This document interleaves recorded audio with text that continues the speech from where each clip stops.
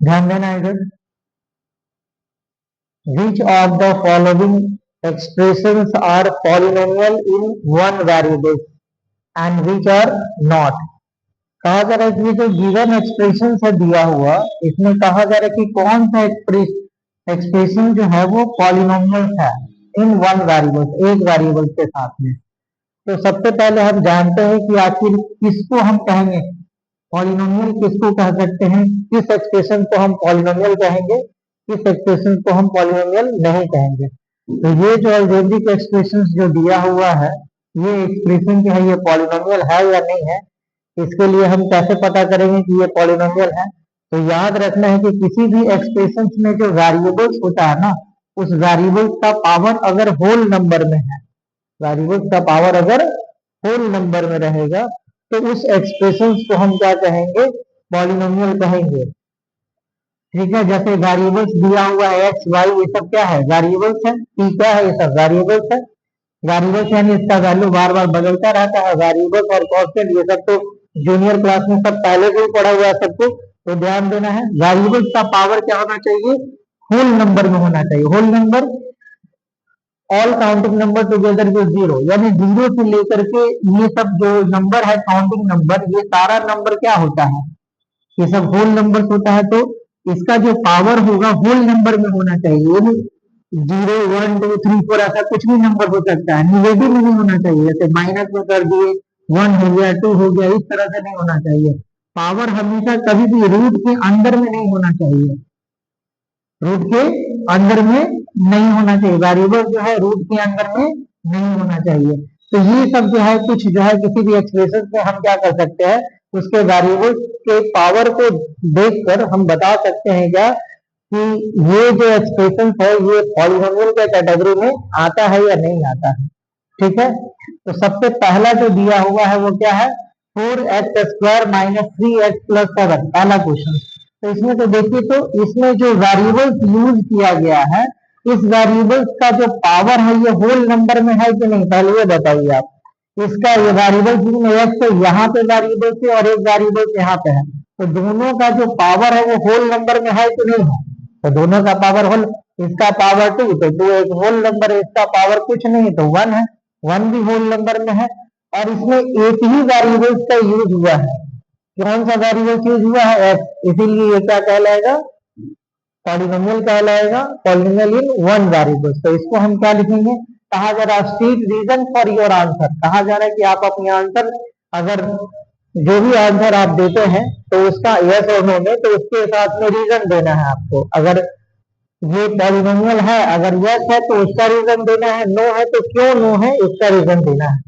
तो इसका क्या हो जाएगा, इसमें क्या है, सबसे पहले तो एक ही वेरिएबल है इसमें, कौन सा वेरिएबल है, एक्स। तो यहां सिंपली लिख सकते हैं आप किसे, x is only one variable, variable in the given expression. इस एक्सप्रेशन में क्या है, केवल एक ही वेरिएबल्स है and power of the x, यहां देखिए, एंड जो power of x is a whole number, a whole number. ठीक है, तो यहाँ पे ये क्या हो गया, फर्स्ट हमारा ये। दूसरा देखिए यहाँ पे, फर्स्ट हमारा क्या हो गया, पॉलिनोमियल हुआ, यस ये पॉलिनोमियल है। और इसका रीजन क्या हो गया, because x is only one variable in the given expression and the power of the x is a whole number. दूसरा देखिए आप, सेकंड नंबर में क्या है, y² + 2 लिखा हुआ है, y² + 2 है।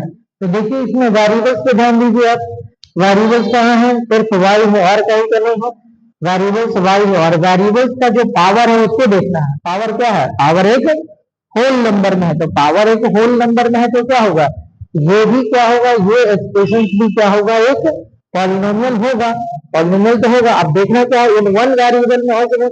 वेरिएबल्स तो इसमें भी एक ही है, सिर्फ वाई है, तो इसमें भी क्या होगा, इसी तरह से आप जो है इसके बारे में इसका रीजन लिख सकते हैं। Since y is only one variable in the given expression and the power of y is 2, which is a whole number। ऐसे करके आप रीजन लिख सकते हैं दूसरे का। तीसरा का ध्यान देते हैं आप। तीसरा देखिए आपके थर्ड नंबर में क्या है, 3√t और प्लस लिखा हुआ है कितना है, t√2 है। तो इसमें देखिए जरा, इसमें यहाँ जो वेरिएबल्स यूज किया गया है टी, ये टी क्या है, रूट के अंदर है।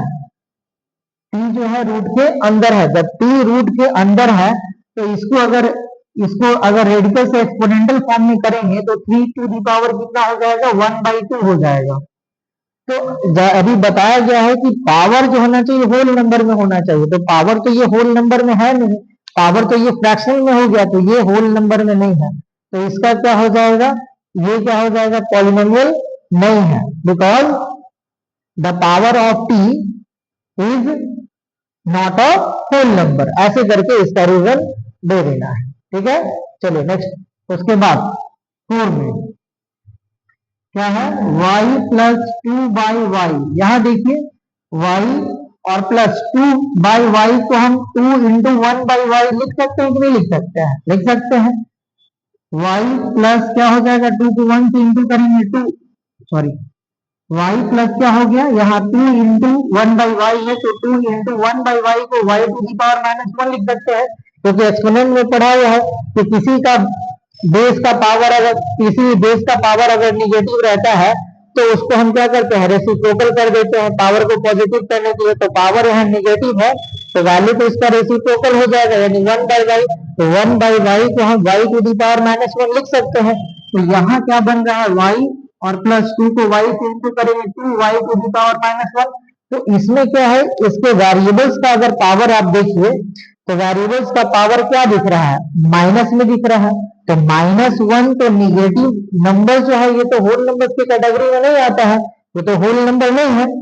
इसलिए यहाँ पे क्या हो जाएगा, नो लिखेंगे, रीजंस में लिखेंगे क्या, कि because the power of y is not a whole number.